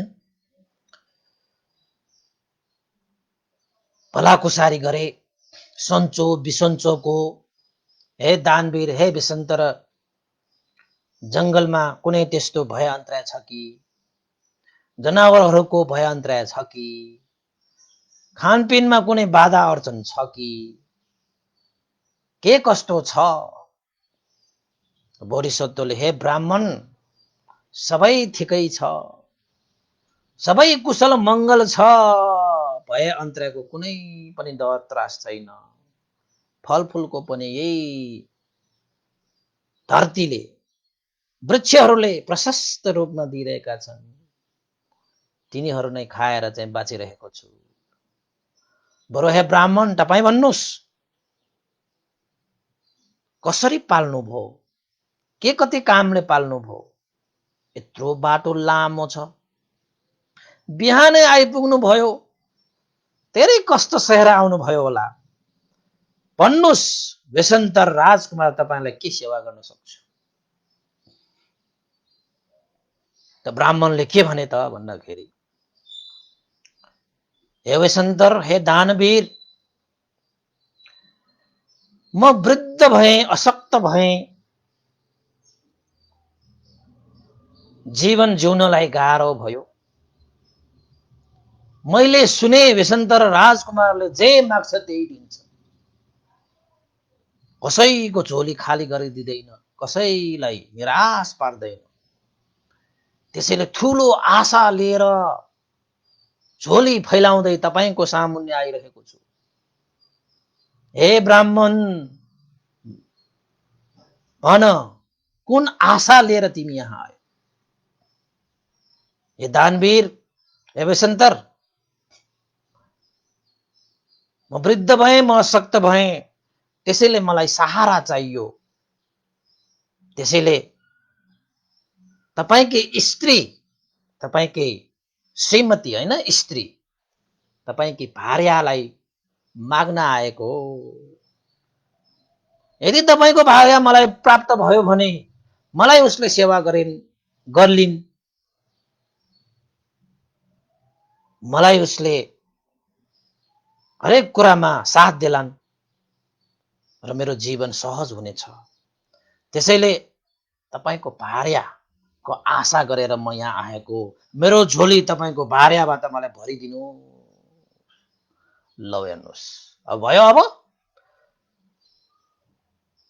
आँसु सुक्न पाएको छैन, पीडा लुक्न पाएको छैन, घाउ भर्न पाएको छैन। बोधिसत्वको अगाडि अर्को ब्राह्मणले झोली फैलाएर तपाईँको पार्या दिनुहोस् रे। ल भयो। अब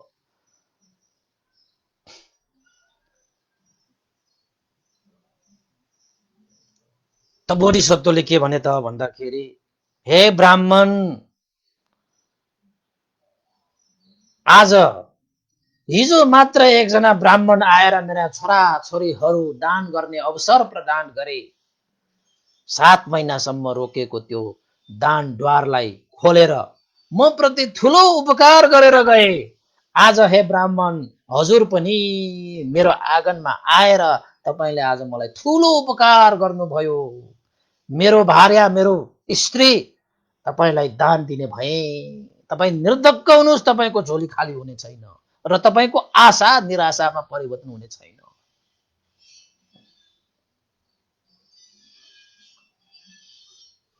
त मेरो यो स्त्री, मेरो भार्यालाई मैले चाहिँ मन नपरेर मलाई तपाईलाई चाहिँ दान दिन खोजेको होइन। मेरो भार्या मलाई प्राण भन्दा प्यारो पनि छ। त्यो भन्दा पनि 100 गुना, 1000 गुना, लाख गुना, करोडौं गुना मलाई सर्वज्ञ बुद्धत्व प्यारो छ, जसको कारणले त्रिलोकको उद्धार गर्न सकौं। त्यसको लागि मैले तपाईलाई मेरो प्रिय भार्या पनि तपाईलाई दान दिएँ।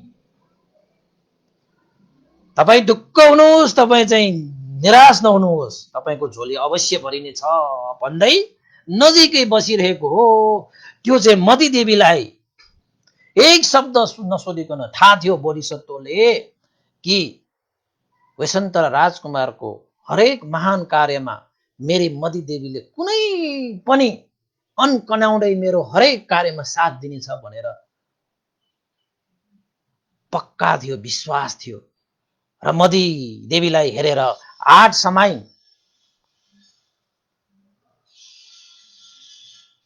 कमण्डल समाएर पानी धारा खन्याएर ब्राह्मणको हातमा राखेर पानी खन्याएर यो मेरो पुण्यको अनुभवले सर्वज्ञ बुद्धत्व प्राप्त गरी संसार उद्धार गर्न सकौं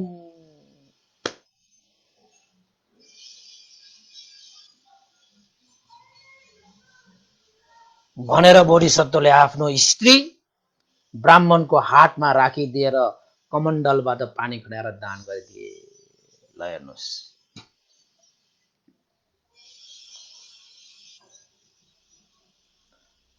अब ब्राह्मण त के हो, दान लिन आएको मान्छे त दान लिइहाल्छ। बोधिसत्वले पानी खन्याएर दान दिइसकेपछि मदी रानीलाई हेर्नुभयो। हे मदी, तिमीलाई थाहा छ मलाई दान दिनुमै खुसी लाग्छ, मिठो लाग्छ।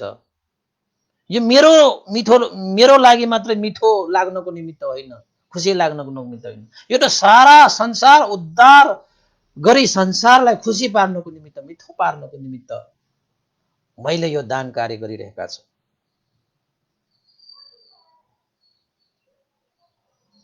सत्पुरुषहरूको धर्म आचरण गरिरहेका छन्। सम्यक सम्बुद्धहरूले जुन आचरण गरिरहनु भएको छ, पञ्चमहापरित्यागमा आफ्नो स्त्री दान गर्नु पनि पर्छ। ब्राह्मणले आज मलाई त्यो दान पूरा गर्नको निमित्त ठुलै सहयोग गर्न आएको छ। त मदिरानी, मैले आफ्नो स्त्री पनि दान गरिदिएँ। के मदिरानी, तिमीलाई मेरा श्रीमान विशन्तरले मलाई एक शब्द नसोधिकन मलाई दान गरिदिए भनेर तिम्रो मनमा केही दुःख लाग्यो कि? ल बोधिसत्वले सोधेको, तिम्रो मनमा त्यस्तो केही लागेको छ कि मलाई सोध्दै नसोकिन हात समाएर ब्राह्मणको हातमा दिएर पानी खन्याएर दान गरिदिए?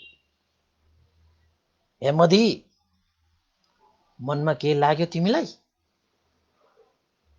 बोधिसत्वको प्रश्न। त मदी देवीले के भन्छ त्यहाँनिर है, राम्रोसँग सुन्नुहोस्।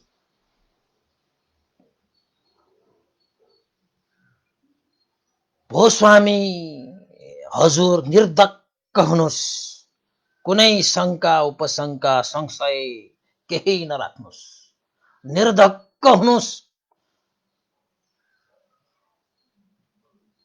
दान दिनुमा तपाई सन्तोष हुनुहोस्।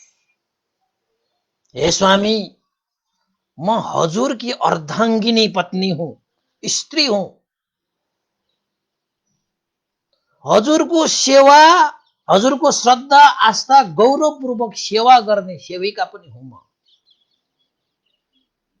तपाईको सेवाको लागि हर हमेशा हाजिर हुने किसिमले म यो जंगलमा तपाईसँग आएकी।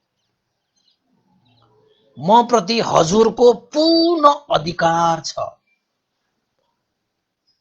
हजुरको महान कार्यको खातिर हजुरले मलाई चाहे जस्तो प्रयोग गर्न सक्नुहुन्छ। मैले त मेरो जीवन नै तपाईलाई समर्पण गरिसके। चाहे जस्तो तपाईले यो जीवनलाई तपाईले प्रयोग गर्न सक्नुहुन्छ। चाहे तपाईले बेचेर पठाउन पनि मलाई केही हुँदैन। बेचे पनि बेचोस्, दान मात्र किन। बेचे पनि तपाईले बेचे पनि म केही त्यसमा चाहिँ तपाईको त्यो महान कार्यलाई कुनै खोट, कुनै मैल लगाउने छैन मैले। आवश्यक परे तपाईले मेरा यो शरीरको हरेक मासु काटेर तपाईले लिन सक्नुहुन्छ। अंग अंग तपाईले काटेर छिकेर लिन सक्नुहुन्छ। चाहनु भयो भने मेरो यो छाती चिरेर तपाईले मुटु चुडालेर पनि तपाईले लिन सक्नुहुन्छ। जस्तो चाहनुहुन्छ त्यस्तै गर्न सक्नुहुन्छ। हजुर प्रति यो मेरो प्राण, यो मेरो जीवन समर्पण छ। हजुरको महान कार्यमा सहभागिता नै मेरो सौभाग्य हो। सहभागिता नै मेरो सौभाग्य हो। तपाई निर्धक्क हुनुहोस्, तपाई सन्तोष हुनुहोस्। कुनै शोक दुःख कष्ट छैन ममा। हजुर हे स्वामी, तपाई निश्चिन्त भएर आफ्नो कार्यलाई अनुमोदन गर्नु। तपाईको हर त्यो महान कार्यमा छाया जस्तै म तपाईको पछि पछि अवश्य आउनेछु। छायाले जसरी तपाईलाई साथ नछोडिकन साथ दिनेछ, त्यसरी नै म तपाईको हरेक कार्यमा अवश्य साथ दिनेछु। निश्चिन्त हुनु स्वामी। धन्य धन्य मैले यस्तो सौभाग्य पाए भनेर त मदी देवीले त बोधिसत्वलाई त जवाब फर्कायो त। बोधिसत्वले धन्य धन्य हे मदी देवी, तिम्रा वचनहरू महान, तिम्रा वचनहरू महान। आज यस्तो मेरो महान कार्यलाई तिमीले सिद्ध गर्नको निमित्त यस्तो महान साथ दियो। धन्य धन्य मेरी मदी देवी, धन्य धन्य। तिमी जस्तो स्त्री पाउनु मेरो लागि त ठुलै गर्व हो, गर्व हो। संसार उद्धार त्यो महान कार्यमा तिमीले ठुलै साथ दिएका छौ भनेर बोधिसत्वले मदी देवीलाई प्रशंसा गर्न थाले, प्रशंसा गर्न थाले। त यता नजिक त्यो ब्राह्मण बसिरहेको छ, दान लिने ब्राह्मण। त्यो ब्राह्मण त्यो सुन्ने मान्छेलाई पनि, त्यो हेर्ने मान्छेलाई पनि गाह्रो के। सुनाउनेलाई मान्छेलाई भन्दा पनि सुन्ने मान्छेलाई त्यहाँ गाह्रो, देखाउने मान्छेलाई पनि देख्ने मान्छेलाई त्यहाँ गाह्रो। त्यो ब्राह्मणको त मुटु नै फुट्ला जस्तो भएर आयो। अघिको त्यो लोभी पापी ब्राह्मण जस्तो होइन यो ब्राह्मण। त्यो ब्राह्मणले त ओहो धन्य धन्य हे दानवीर बसन्तर, तिमी धन्य छौ। त्यस्तै तिम्रा स्त्री पनि धन्य छौ। यस्ता महान कार्य यो त्रिलोकमा कसैले गर्न सक्दैन। यस्ता सत्पुरुषहरूको पालना यो संसारमा कसैले गर्न सक्दैन। आफ्ना स्त्रीहरूलाई पनि एक शब्द चाहिँ नसोधिकन चाहिँ दिन सक्ने, र स्त्री पनि आफ्ना पिताको त्यस्तो महान कार्यलाई सहर्ष स्वीकार्दै यसरी गर्न सक्नु त यो त्रिलोकमा कसैले पनि गर्न सक्दैन। यसरी आफ्ना स्त्री दान गर्नु साह्रै दुष्कर कार्य हो। त्यसरी नै दिनेलाई दुष्कर जस्तै लिनेलाई त्यो भन्दा पनि दुष्कर भयो, त्यो भन्दा पनि दुष्कर भयो। तपाईहरुले अवश्य गाह्रो मानेर दिनुभयो होला, तर म तपाईहरुको दानलाई लिने मान्छेलाई अझै गाह्रो भइरहेको छ, अझै गाह्रो भएको छ। यस्तो महान कार्यको प्रशंसा म कसरी गरौँ, कसरी सम्हालौं यस्तो त्यागलाई मैले?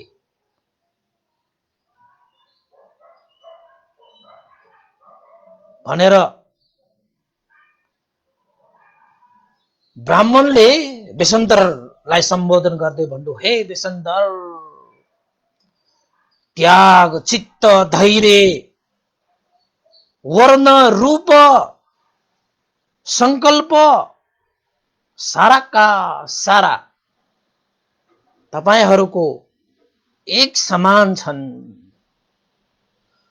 तपाईको महान कार्यमा तपाईकी स्त्रीले यसरी साथ दिएकी छाया जस्तै, छाया जस्तै। हर त्याग त समान छन्, हर चित्त समान छन्, धैर्यता, है, संकल्प, रूप, वर्ण, चित्त साराका सारा समान छन्। तपाईको यो स्त्रीलाई मैले आफ्नो बनाएर राख्ने क्षमता मसँग छैन। यस्तो स्त्री त्रिलोकमा कसैलाई सुहाउँदैन तपाई बाहेक। ए बेसन्तर, त्यसैले तपाईको स्त्री मलाई तपाईले दान त गर्नुभयो, तर यो दान जुन मैले प्राप्त गरेको छु, यो दान म तपाईलाई फर्काइदिन्छु। तपाईलाई नै मैले यो मेरो दान सुम्पिराखेको छु, तपाई नै राख्नु। यस्ता महान स्त्रीलाई मैले कसरी सम्हाल्न सकौँला? यस्ता महान स्त्रीलाई मैले कसरी सम्मान गरिराख्न सकौँला र? त्यसैले त्रिलोकमा यो स्त्रीलाई सुहाउने अरु कोही पनि छैन तपाई बाहेक। त्यसैले तपाई हरेक चित्त, वर्ण, रूप, अधिष्ठान, त्याग, तपस्यामा समान भएकी स्त्री तपाईलाई नै सुहाउँछ।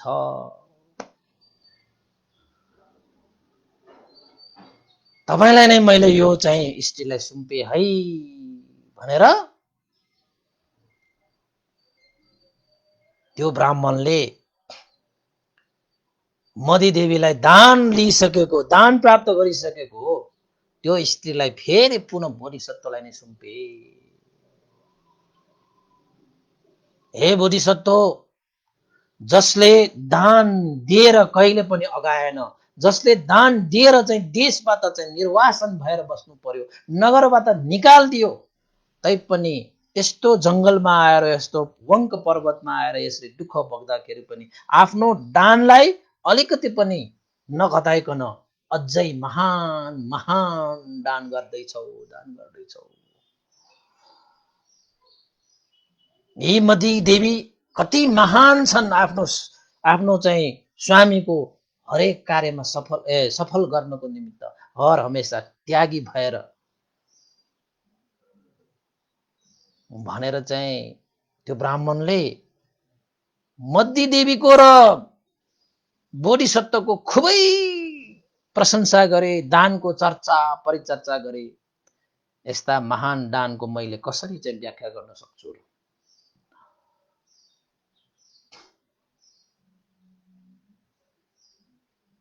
यो दान त महान कार्य हो, पुनः सम्पादन गर्न सकोस् तपाईले।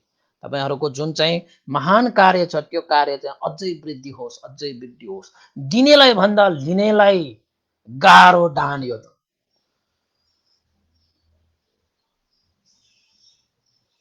भन्दै ठुलै प्रशंसा, ठुलै चाहिँ वर्णन गरिसकेपछि त्यो ब्राह्मणले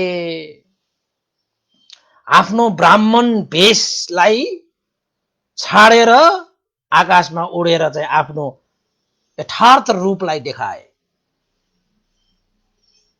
त्यो ब्राह्मण को रहेछ त भन्दाखेरि ब्राह्मण भेषबाट च्युत भएर आफ्नो यथार्थ रूपलाई देखाए आकाशमा उडेर। त आकाशमा उडिसकेपछि ब्राह्मण भेषबाट च्युत भएपछि, हे दानवीर बेसन्तर, धन्य छौ तिमी जस्तो महान व्यक्ति भेट्न पाएर, म अरू कोही पनि होइन, ब्राह्मण भेष लिएर म देवराज शक्र देवराज इन्द्र म तपाईको ब्राह्मण भेष लिएर तपाईको स्त्रीलाई माग्न आएको हुँ।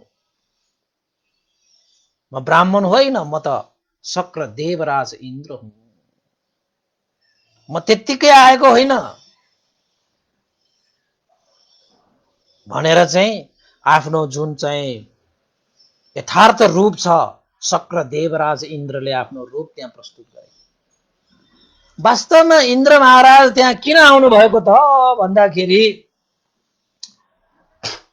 जुन बेला बोधिसत्वले छोराछोरीहरू दान गरेर पठाए र भोलि बिहान मदिरानी र बोधिसत्वको जुन चाहिँ संवाद भइरहेको बेलामा त्यो त्याग तपस्याको कारणले इन्द्र महाराजको आसन पनि तातिएको थियो हैन। त इन्द्र महाराजले सोचे यो बेसन्तर राजकुमारले अवश्य पनि छोराछोरीहरू दान दिएर पठाए, अब कसैले उसको श्रीमतीलाई चाहिँ दान लिन गयो भने पनि उसले अवश्य पनि दिनेछ र बेसन्तर राजकुमार एक्लै हुनेछ। पतिव्रत श्रीमती पनि दान लिएर कसैले गए भने बेसन्तर राजकुमार त एक्लै हुने भयो। त्यसैले अरूले लिनुभन्दा पहिला नै म गएर बेसन्तर राजकुमारसँग उसको स्त्री दान लिनु पर्यो र त्यो स्त्री दान लिइसकेपछि फेरि पुनः उसैलाई मैले समर्पण गरेर आउने छु। अब दिइसकेको कुरा त फेरि पुनः दिन मिलेन नि भनेर इन्द्र महाराजले चाहिँ बेसन्तरको त्यो घटनालाई सम्झेर सहनै नसकेर बेसन्तरको अगाडि ब्राह्मणको भेष धारण गरेर चाहिँ त्यो शक्र देवराज इन्द्र पो आएको रहेछ त, इन्द्र पो आएको रहेछ त हैन। त इन्द्र महाराजले के भने त भन्दाखेरि हे बेसन्तर तिमी महान छौ र तिम्रा स्त्री पनि त्यत्तिकै महान छन्, अतुलनीय छौ। त्यो लोकमा यो दान जतिको यति ठुलो महान दान कसैले गर्न सकिने छैन। कति हृदय खुल्ला गरेका अझै गर्न सकोस् म आशिका गर्छु। हे बेसन्तर म शक्र देवराज इन्द्र हुँ, माग म तिमीलाई वर दिन चाहन्छु। भनेको मतलब तिम्रो चाहिँ के कामना छ त्यो इच्छा पूरा होस् भन्ने आशिका गरे दिन चाहन्छु भनेर शक्र देवराज इन्द्रले बोधिसत्वलाई वर दिने वचन दिए। त बोधिसत्व र मदिदेवी त ओहो इन्द्र महाराज पो आउनु भएको रहेछ। इन्द्र महाराज पनि बोधिसत्व र मदिदेवीसँगको चाहिँ शिर झुकाएर नतमस्त छन्, हात जोडेर भनिरहेका छन् हे बेसन्तर माग वर माग म तिमीलाई वर दिन्छु। भनिसकेपछि बोधिसत्वले इन्द्र महाराजसँग वर मागे। तपाईलाई वर भनेको तथास्तु भन्ने त्यस्तो वर होइन कि, यदि उसले त्यो प्राप्त गर्न सक्ने उसँग पुण्य छ भने त्यो चिज प्राप्त होस् भनेर कामना गरिदिने त्यो वर हो त्यो। त बेसन्तर राजकुमारले इन्द्र महाराजसँग के भने त भन्दाखेरि हे देवराज इन्द्र यदि साँच्चै वर दिने हो भने मैले कामना गरेँ, मैले चाहिँ संकल्प गरेँ कि म आफ्ना पिता सञ्जय महाराजको दरबारमा पुगे भने जब म दरबारमा पुग्ने छु मेरा बुवाले मलाई अनुमोदन गरून्, आसन ग्रहण गर्नको निमित्त अनुरोध गरून्, अनुमोदन गरून्। एक दोस्रो वर के मागे त भन्दाखेरि राज आज्ञाबाट हत्या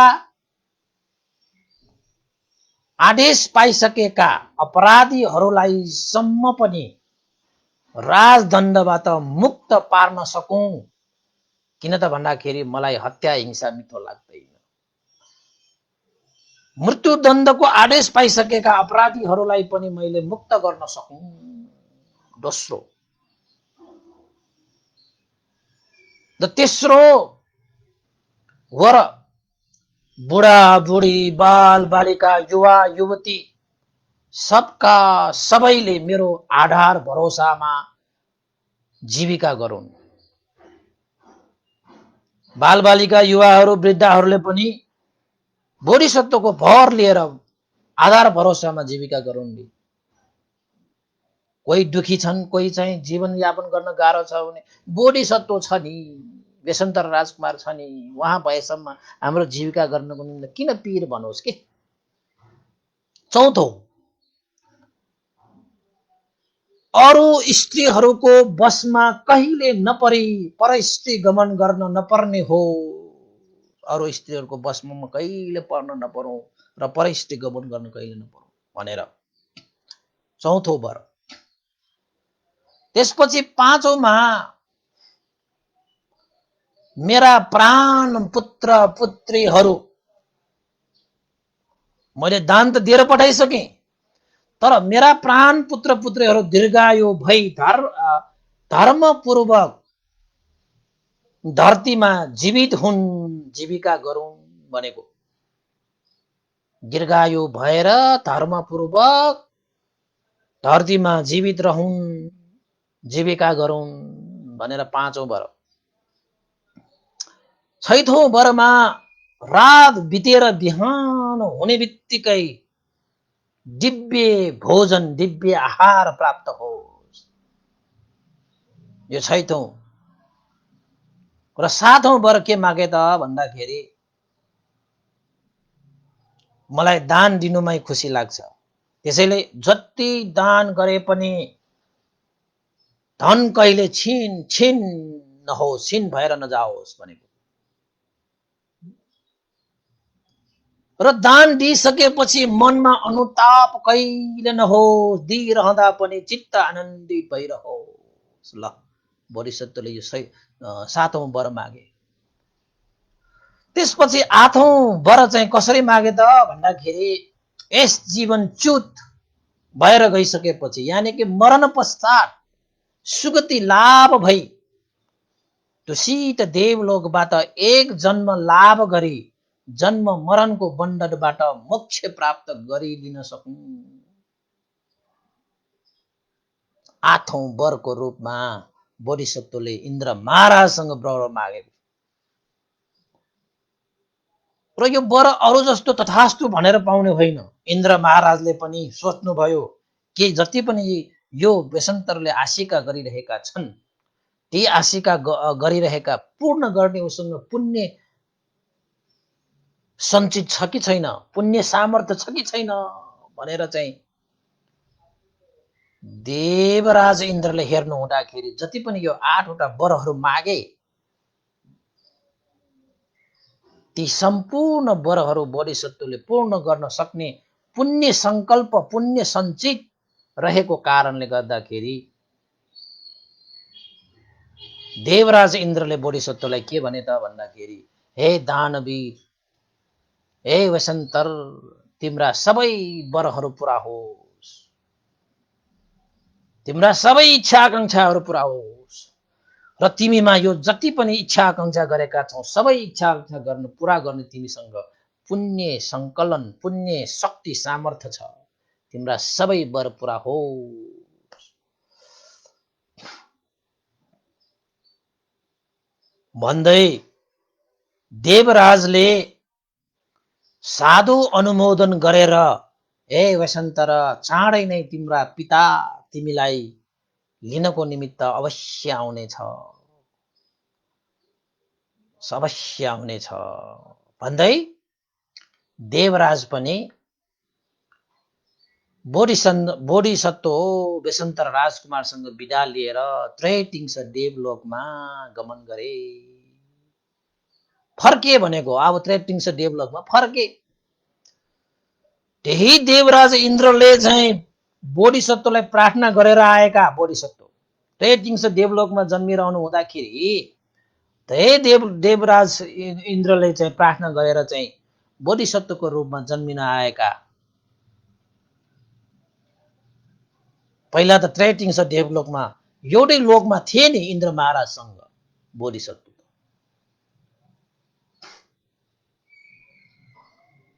त देवराज इन्द्र त्यहाँबाट फर्किसकेपछि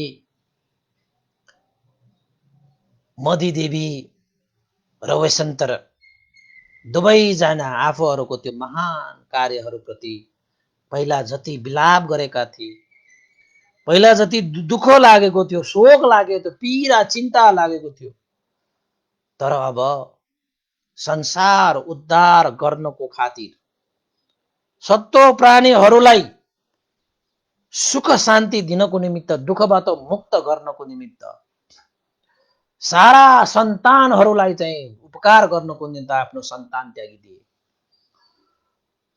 सत्तो प्राणीहरूको उपकारको निमित्त आफूहरूले दुःख कष्ट त्याग तपस्या गरे।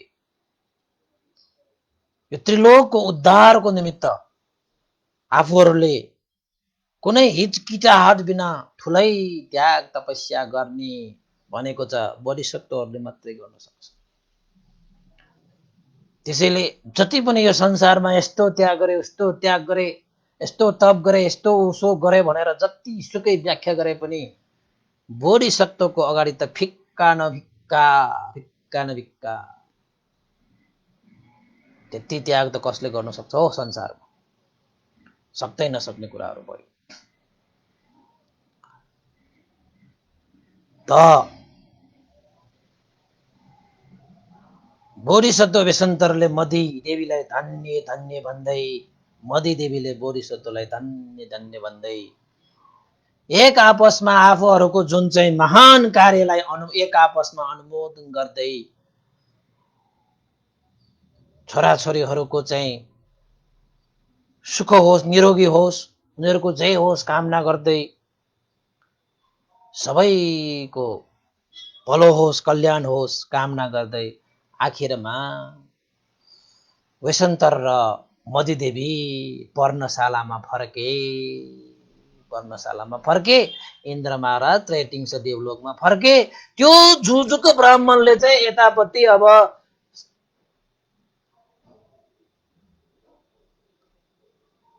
छोराछोरीहरू जालीकुमार र कृष्णजिनीलाई चाहिँ लिएर गए।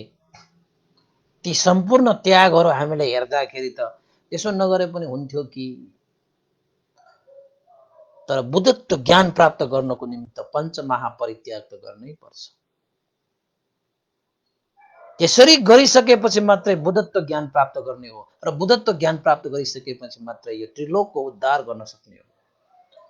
त्यसैले यो संसारमा बुद्धत्व ज्ञान प्राप्त गर्ने धेरै दुर्लभ छ, धेरै दुर्लभ छ।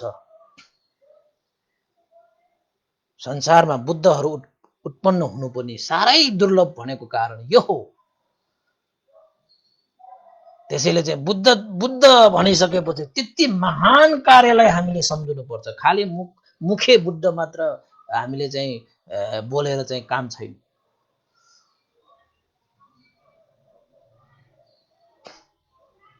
हेर्नुहोस् है, त्यसैले बुद्धको शिक्षालाई पालन गर्ने व्यक्तिहरूले बुद्धको महानतालाई पनि बुझ्नुपर्छ। अनि मात्र हृदयमा श्रद्धा वृद्धि भइसकेपछि मात्रै त्यो धर्मप्रति चाहिँ हाम्रो झुकाव अगाध हुन्छ। अनि मात्रै अगाध झुकाव भएपछि त्यसमा लगाव हुन्छ। लगाव भइसकेपछि समर्पण भाव हुन्छ। समर्पण भाव भएपछि मात्रै हामीले आफ्नो जीवन त्यो धर्मप्रति त्याग गर्न सकिन्छ र दुःखबाट मुक्त भएको निर्वाणलाई प्राप्त गर्न सक्छ। त्यत्तिकै कहाँ सकिन्छ? गाह्रो छ नि, गाह्रो छ नि, गाह्रो छ। त्यसैले वंक पर्वतमा अब 4 जना गएका सन्तानहरू, परिवारहरू मध्येमा छोराछोरी त गए, अब 2 जना मात्र बाँकी छन्। तर जस्तो सुकै दुःखलाई पनि सहेर आखिरमा संसारको सुखको निमित्त आफ्नो सुखलाई पनि त्यागे। संसारलाई चाहिँ दुःखबाट मुक्त गराउनको निमित्त आफूले दुःख भोगे।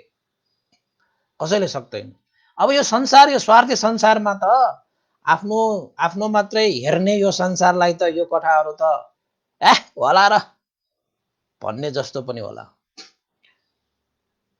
त्यही त सत्पुरुष र असत्पुरुषहरूमा फरकै यही हो नि।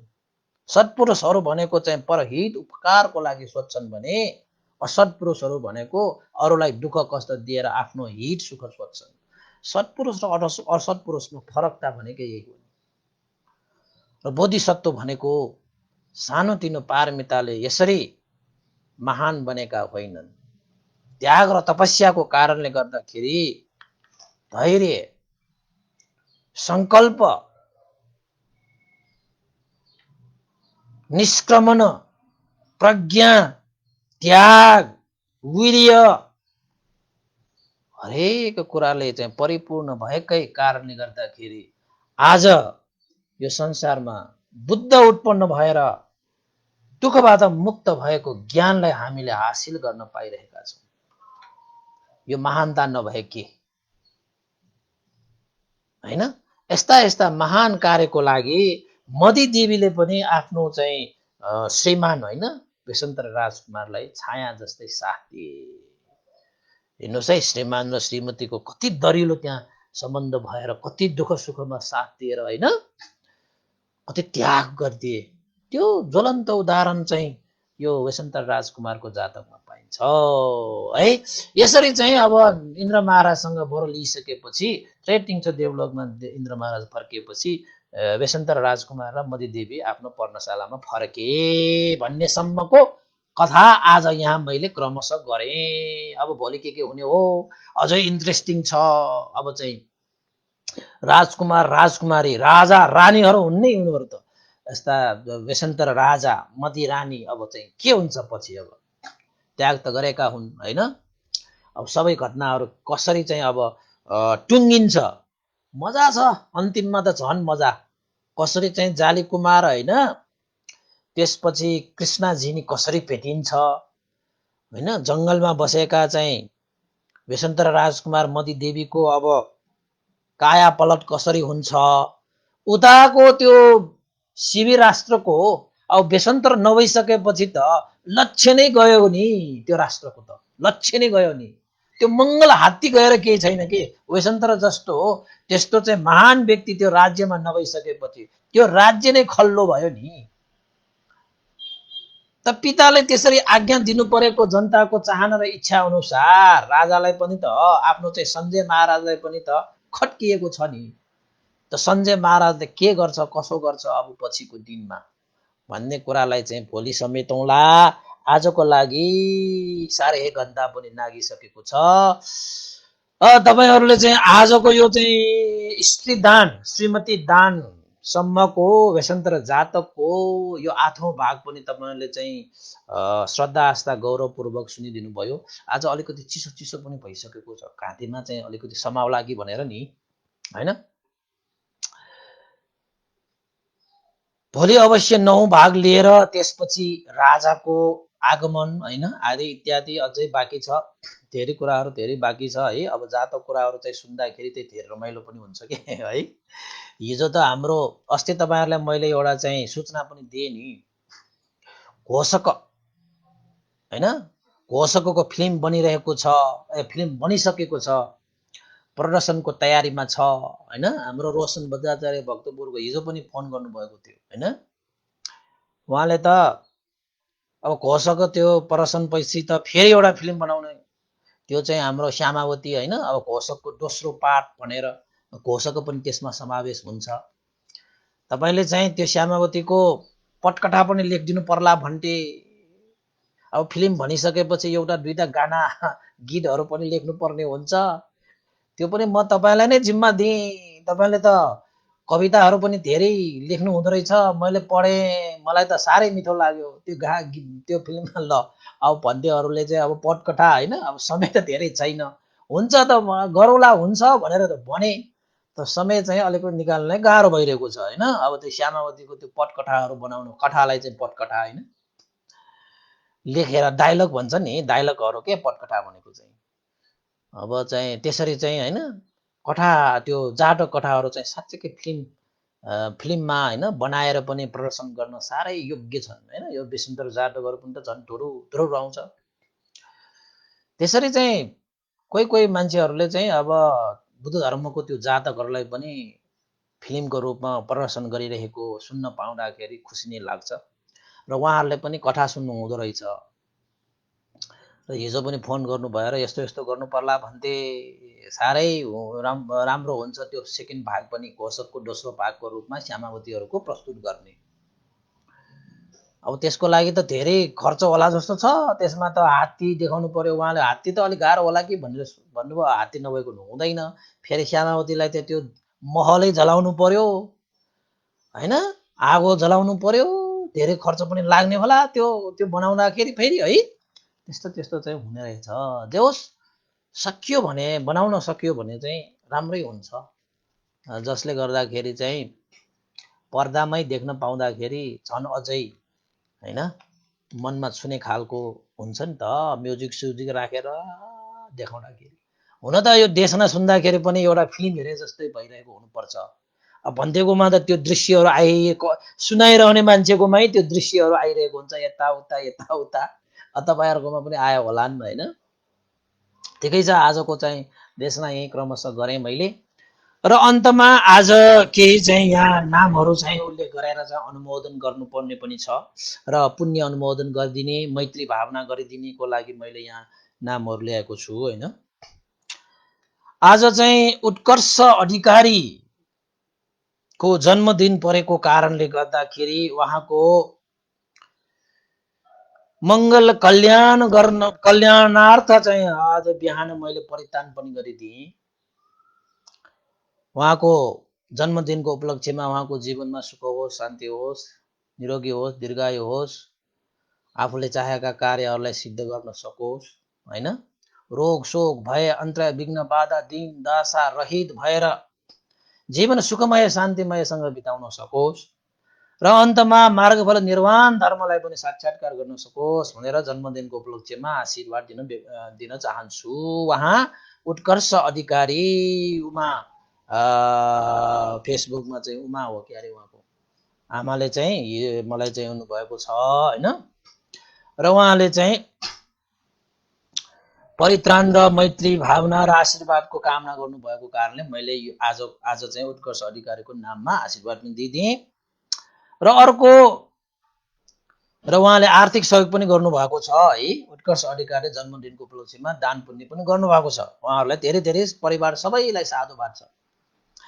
र अर्को, हिजो एकजना हाम्रा उपासक चाहिँ बिहारमा आउनुभएको थियो। उहाँले पनि हरेक दिन चाहिँ कान अलिकति कम सुन्नु हुने रहेछ, इयरफोन राखेर सुन्छु भन्थे भनेर चाहिँ हिजो आउनुभएको थियो।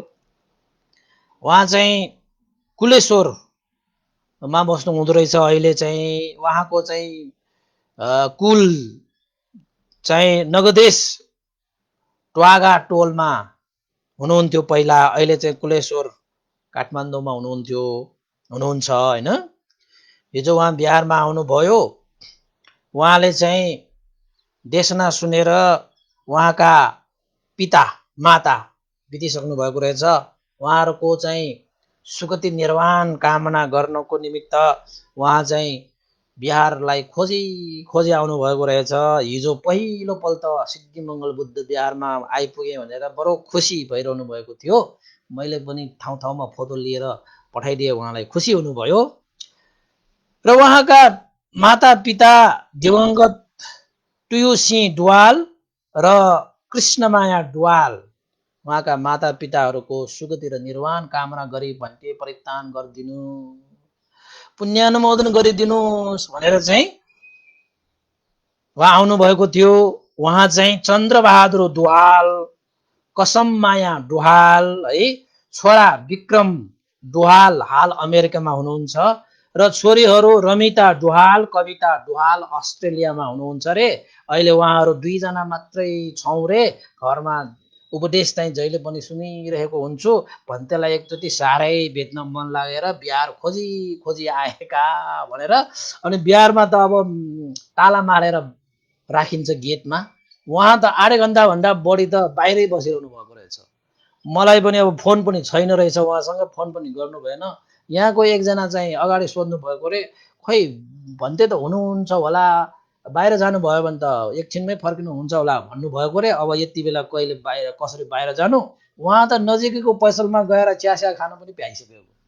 अनि त्यहाँबाट चाहिँ पसलमा भन्तेलाई भेट्न आएको, कुरेर बसेको छु भनिसकेपछि भन्ते त माथि नै हुनुहुन्छ होला, भन्ते चाहिँ अब ताला मारे पनि भन्ते त बिहारमै हुनुहुन्छ, बोलाउनुहोस् न भनेर त गेटमा आएर बोलाइसकेपछि थाहा भयो त। ल अब गेटमा त ताला मारेर बसेकै हुन्छ जहिले पनि, तर भित्र चाहिँ हुन्छु म। उहाँ चन्द्रबहादुर ढुवाल र कसममाया ढुवाल परिवारहरूले हिजो चाहिँ भन्तेलाई श्रद्धा राखेर 10,100 रुपियाँ पनि श्रद्धा दान व्यक्त गर्नुभएको छ।